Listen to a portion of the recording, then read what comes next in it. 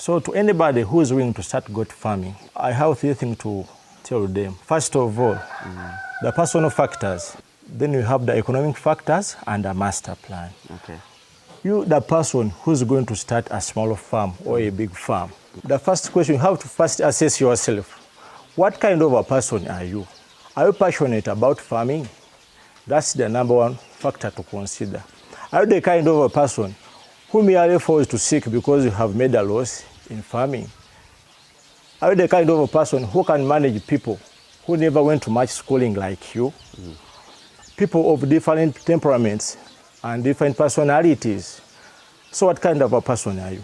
Are you someone who looks at the process before money and you endure the hardships involved in the process?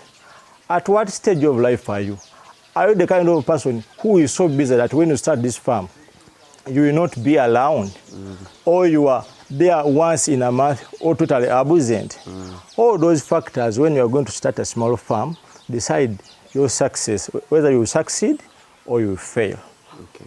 And again, there are some economic factors. Do you have initial capital to invest in the business? Do you have the working capital to invest in the business? In the process, you'll be in negative cash flows, because usually this business takes 1 to 2 years before giving you profits. So before that, do you have the initial capital to invest and the working capital to invest in the business, so that the turnaround of the business is not affected by the lack of initial capital? So all those factors should be considered. Another thing to consider, if you have assessed yourself properly, I would call it self-assessment or self-profiling of your ability to start a business, which requires persistence, patience, management, and availability. Because it takes time for word of mouth to spread. So in farming, if you are not patient, you can't succeed. So it needs someone who is patient with this project, because it's not that like opening up a shop that when you open it today, from tomorrow you're going to start making profits. So in this business, it needs patience. So you have to first assess yourself and know, can you go through all those hardships before succeeding? Then you must have a master plan.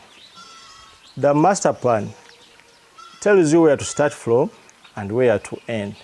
So if you have your little money or you have your piece of land,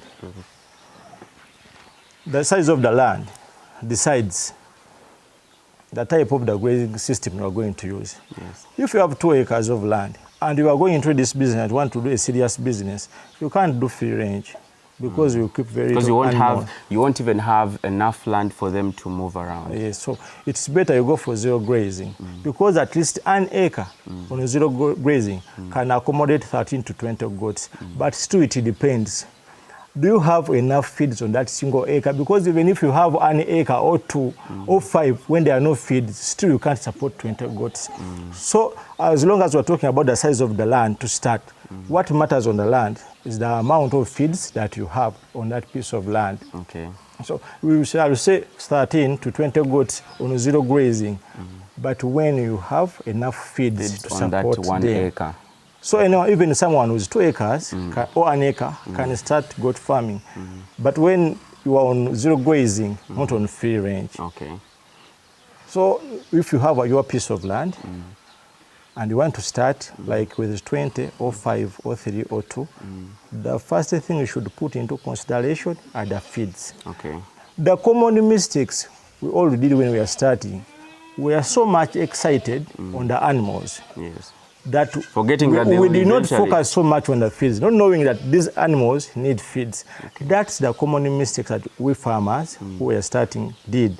So if you get a chance and watch the videos of those who have made mistakes, you don't fall in the same category. Okay. Again, you should seek for knowledge. You can make research, make farm visits, YouTube channels, and mainly visit those farms which fit your style of farming. If you are going to do zero grazing, there's no reason why you should go for a farm somebody who does zero grazing. Yeah. So it's free range. Free range, yes. So it's better if you have a small piece of land, visit those farmers who fit your style of farming that you wish to do, so that you can learn something. Okay. That's seeking for knowledge. If we seek for knowledge first, it will help us to avoid some common mistakes that the beginners do. Okay. Anybody who's going to come into this small farming or big farming, you should take time and acquire knowledge on the basics of veterinary work. Reason being, there are times when your goat is about to deliver, you don't have a vet, it's not allowed, maybe the phone is off, you're going to lose an animal.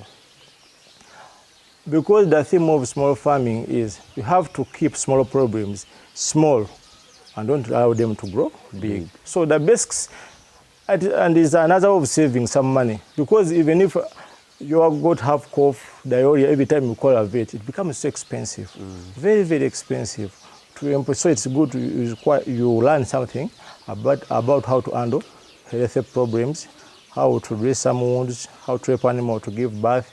All that knowledge is necessary before coming into this business. Okay. Instead of getting excited, I want 100, how are you going to manage them? Because in life, you can't get something you have never had if you don't change yourself first. Okay. So it makes a lot of sense if you learn something before coming into this business. How much money did you start with? Lucky enough for us here, we found these wooden stuffs here already. Like you had trees on the land? On the land.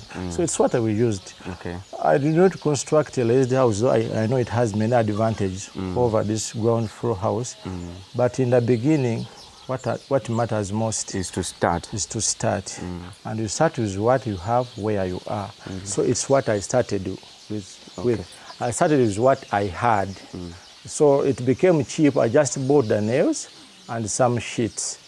And since I started with it, and I kept on adding, at times it's so hard for someone to buy these improved breeds because they are a bit costly. But as long as you can afford getting 500K, you buy one because that's what you can manage at the moment. So you keep on adding on. But as long as you source it from a recognizable breeder, that is what matters most. So in simple terms, like we want to quantify, somebody would be there outside there thinking, oh, maybe I need 20 million, maybe I need 5 million, maybe I need this much. How much should somebody have? The much that someone should have depends on the big picture he has. Someone who wants to start and he feels that I want to start with 5 or I want to start with 10.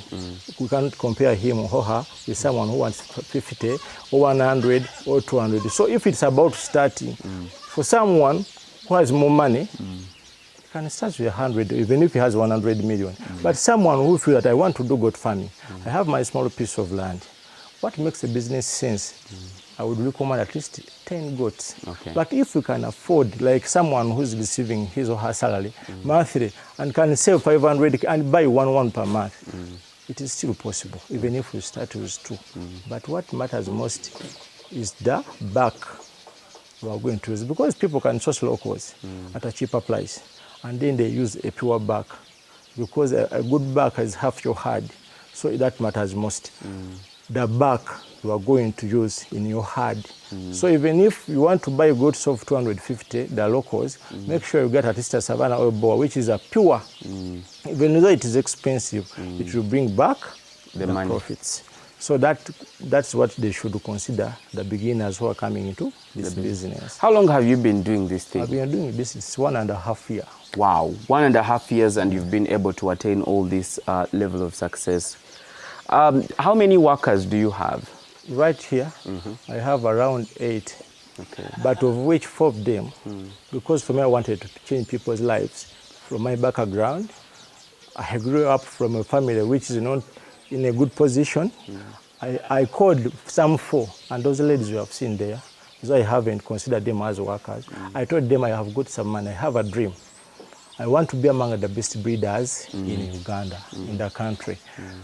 Come, I have a dream, let us work together, we shall share the profits. So I don't consider them as workers, I consider them as friends, but the ones which are paid monthly, a must do, I have 4. Oh, like those that run around and so forth. But at least when we sell, we share what we have got. Okay. So I also see you have some sheep, you have some cow. Talk about it. Why did you choose to have a sheep again in the flock? The sheep. First of all, I love them. I love sheep. And again, for them, they are more resistant to diseases as compared to the goats. And again, for them, at least 250 you can sell. So I never wanted to sell my goat of 1 million because I'm lacking 200 shillings. So those were like security here. In case of something little, that's what I can sell off and I get money. So I keep my money in those animals. Ah, I see.